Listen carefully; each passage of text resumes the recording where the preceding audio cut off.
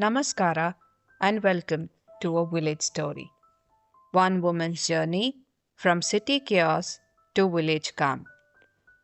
I am Akshata and this podcast is my journey from the noise of the city to the stillness of the soil. Whether you're someone dreaming of a slower life or simply looking to feel a little more grounded, you are in the right place. So grab a cup of chai, settle in, and let's begin. We live in an era of instant gratification. Sometimes it feels wonderful. Quick answers, quick food, quick entertainment. But very often, this very habit of wanting everything on the spot is what unsettles us. We can order groceries with a few taps, send a message across the world in an instant, and get answers to almost any question with a quick search. This speed can be incredibly convenient and satisfying. However, this very same instant culture can also be a source of stress and disappointment. When I first moved back and began adjusting to village life, my biggest challenge was learning the art of waiting. Here in rural India, nothing really happens instantly. Life itself mirrors the profession that most of us are into, agriculture. And agriculture, as I have come to realize, is not just a profession, it is a lifestyle. The cyclical nature of farming teaches an inherent respect for time and natural processes. You can't rush a seed to sprout or force the rain to fall. This reliance on natural cycles cultivates a patience that is both necessary and rewarding. It is a lifestyle that teaches you to trust in the process and find peace in the present moment, rather than constantly looking for what's next. Everything is seasonal, everything is interdependent. Nothing happens at the snap of a finger. Even with people, no one ever arrives exactly at the time they promised. So you learn to wait, to accept, and to see beauty in that rhythm. Let me tell you about my little experiment with white ragi, an experiment that taught me more than an entire decade of schooling ever could. You see, I had always associated ragi with the dark, earthy color it usually comes in. In Kannada, we even say kari ragi mutte, which literally means black ragi ball. So when I happened to chance upon a packet of white ragi seeds, I was thrilled. I rushed home like a child, clutching treasure, and announced to my husband, "Look, half a kilo of white ragi seeds. We must sow them right away." Now my calm, village born husband gave me his trademark smirk.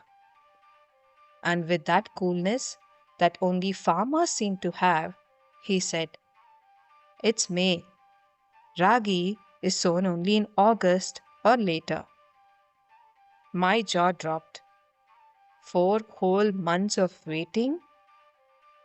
But my restless, city trained brain immediately protested. Ours is irrigated land, isn't it? Why should we wait for rains when we can just water the field ourselves? That smirk only deepened. He patiently explained, "And what will you do when it is time to harvest? Ragi has to dry out in the fields. If you plant it now, harvest will fall smack in the middle of the monsoon. How will the crop ever dry when rains are lashing?" And just like that, I realized how naive I'd been. I swallowed my embarrassment and told myself, fine, I will wait till July. But when July came, my impatience came back with full fire. It was the time to call the tractor person. You know, in every village, there is one person who unknowingly becomes the superstar.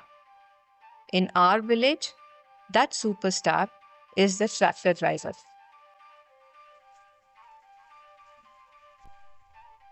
Because let me tell you, nothing, and I mean absolutely nothing, works with them. You cannot coax them with politeness. You cannot threaten them with anger. You cannot lure them with extra money. They will come when they come. That's it. Calling a tractor person is like chasing a celebrity. You feel lucky if they even pick up your call. And if they actually say, I'll come by 4, your heart starts doing cartwheels. You stand in the field at 3:45, hair tied, dupatta tucked, ready for the big arrival. Like waiting for a superstar's car to pull up. And then, nothing. You call again. I will be there in 1 hour, he says. You cling to hope like a fan waiting outside a movie theater. By 5 o'clock, you're restless, pacing.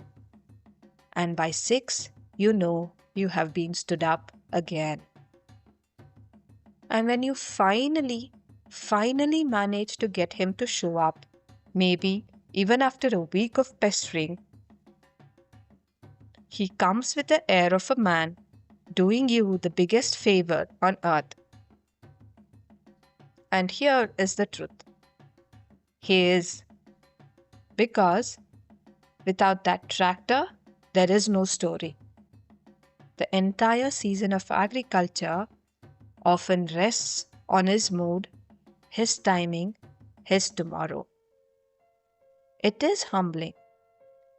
It makes you realize how utterly helpless you are in this chain of waiting, dependent not just on rains and seasons, but also on one very human superstar who sets his own time and never feels the need to explain. Coming back to my white ragi story, after a week of cajoling, he finally turned up. I was relieved, but only for a moment, because after one look at the land, he said, your field has too many thorny weeds. Better to plow it again before sowing ragi. Otherwise, those bushes will grow along with the crop and become a nightmare at harvest. Another week of waiting, another round of plowing, and only then, finally, the seeds went into the soil. From that moment, it was 3 more months of waiting. And by the time I harvested my very first batch of white ragi, it had been 6 months since the day I first rushed home with that packet of seeds. 6 months of waiting, learning, breathing, and honestly, wrestling with my own restlessness. Agriculture forced me to slow down, to surrender to seasons, to trust rhythms beyond my control. And you know what? This constant lesson of waiting and patience, it is what eventually sent me to Vipassana.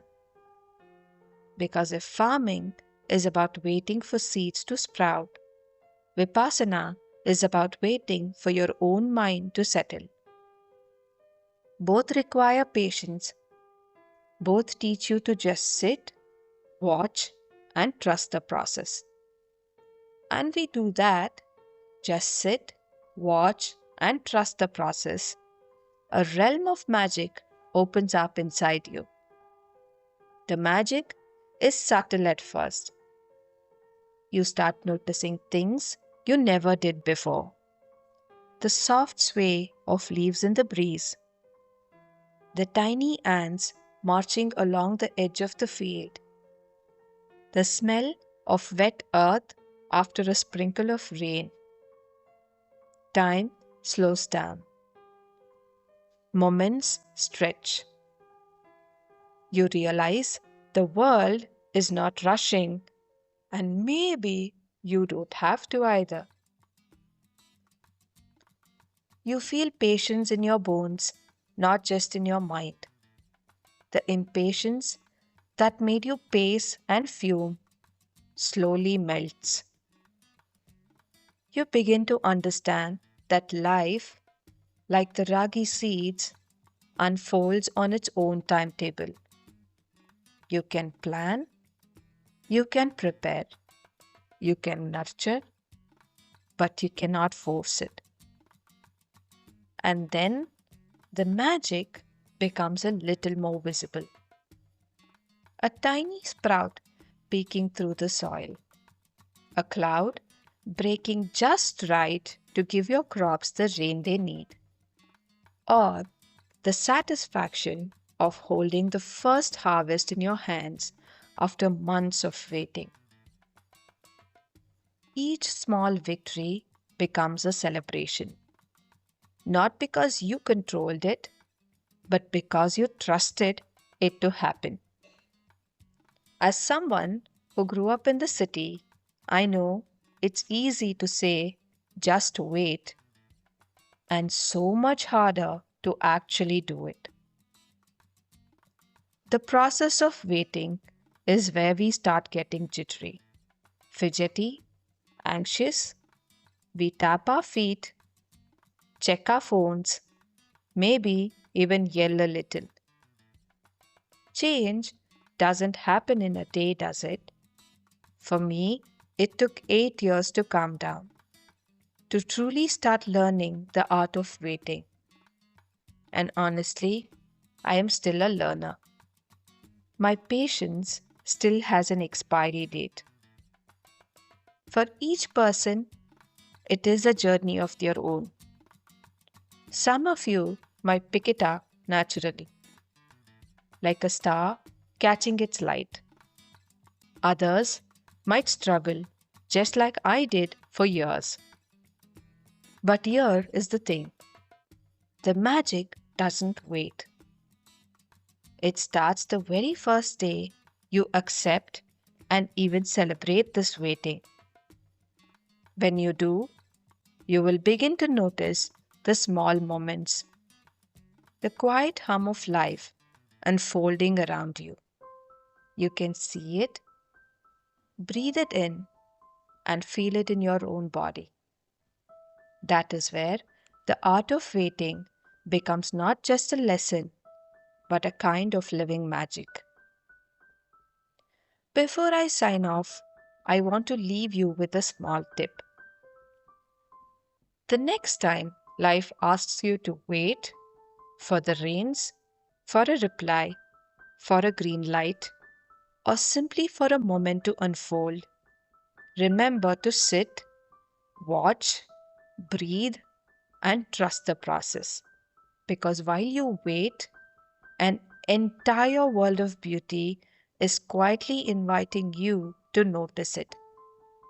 The wind brushing gently against your skin, the soft shade of a tree canopy overhead, the white clouds drifting lazily across the sky, and that endless, mesmerizing blue stretching above. If you pause, even for a moment, you realize that waiting isn't empty. It is a chance to truly see, to feel, and to be part of the rhythm of life itself. If you're going through your own season of waiting, take a moment to breathe deeply. Step back, don the role of an observer for a while, mind rest. Thank you for walking this journey with me, for listening, for feeling, and for holding space for this story. If this episode spoke to you, I would love to hear your thoughts. Please drop a comment.